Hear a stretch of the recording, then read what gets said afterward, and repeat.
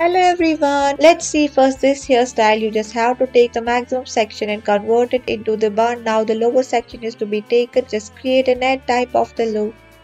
Let's move towards another hairstyle. This is inspired for those who have just bangs from the front area. Just see how I have created some of the thin type of the braids and I'm fixing it at the proper position and decorating it with some of the cool kids fancy hair accessories. This one is very simple and it's very easy.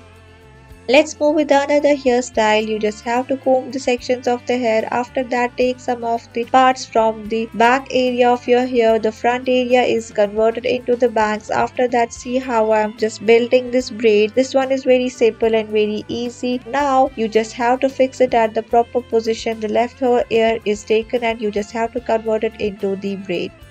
Let's move with the another hairstyle. Take some of the sections of the hair and fix them at the proper position as a parrot on your screens. This one is just inspired from the French tail that we usually make. Here you may require a number of the hairstyle. It depends on the length of the hair. Then make the two divisions out of it and convert them into the simple classical braid. This type of the hairstyle is best suitable for the school going girls. It looks quite good. Thank you.